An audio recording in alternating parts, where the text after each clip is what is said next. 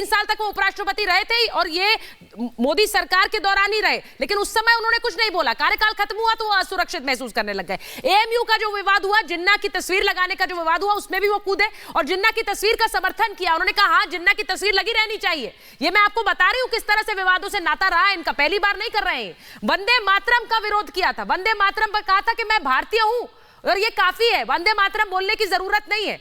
ये उन्होंने उपराष्ट्रपति थे देश के 10 साल, इन्होंने कहा।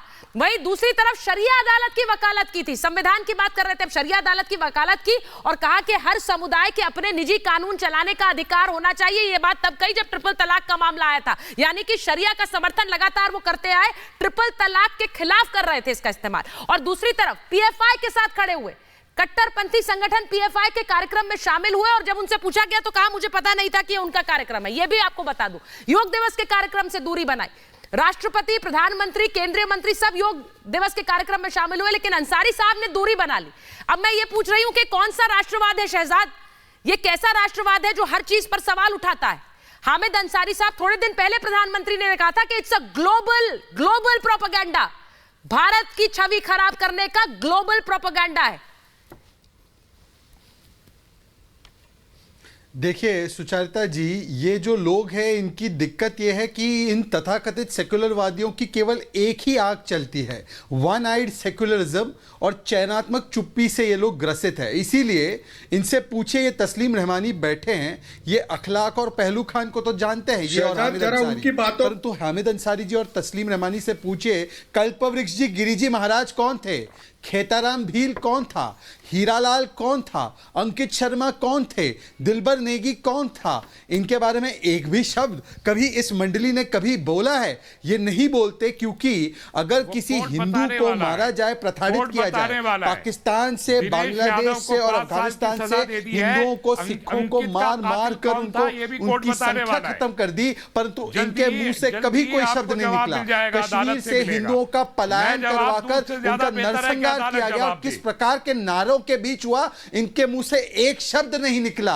सिख नरसंहार किया गया, तस्लीम रहमानी और हामिद अंसारी कभी कुछ नहीं बोले, ना उनको असुरक्षा का भाव महसूस हुआ। जिन लोगों पर ये मुंबई दंगों का आरोप लगाते थे, आज वो मुंबई के दंगाई इनके हिसाब से आज इन्हीं के समर्थन में एक सरकार चला रहे हैं, पर आज उन्हें कोई असुरक्षा का भाव महसूस नहीं होता। ये चयनात्मक चुप्पी और ये एक आंख वाली सेक्युलरिज्म, केवल इनकी बाईं आंख चलती है, लेफ्ट आई चलती है, राइट आई बंद है, और इसीलिए इनको अखलाक तो दिख जाते हैं, हमको भी दिखते हैं, परंतु इनको खेताराम भी नहीं दिखता। इसको लाया गया था यहाँ पर, इसी काम के लिए लाया गया था, क्यों किसी महिला के घर में घुसे, वहां पर चोरी करे, वहां पर मारपीट करे, उसको डराए, उसको धमकाए, फिसाद बपा करे, और उसके लिए उसको सजा दी गई। तस्लीम रहमानी तो वो व्यक्ति है, उसको भी सजा मिलेगी। सुचारिता जी, तस्लीम रहमानी तो वो व्यक्ति है, जब अयोध्या का वर्डिक्ट आया तो इन्होंने तो खुलेआम धमकी दी थी कि मैं 5 लाख लोग लेकर पहुंच जाऊंगा। ये धमकी दी थी इन्होंने तो सरेआम धमकी दी थी। ये वो व्यक्ति है और ये बोलते हैं सेकुलरिज्म के बारे में, ये बोलते हैं मेजॉरिटेरियनिज्म के बारे में।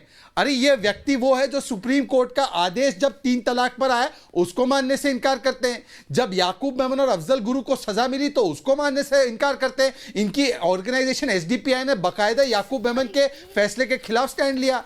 तो इस प्रकार से देश का विरोध करना, देश की संस्थाओं का विरोध करना, देश के लोकतंत्र का विरोध करना, केवल क्योंकि एक व्यक्ति से इनको नफरत है तो देश से नफरत करना, यह इनका स्वभाव बन चुका है।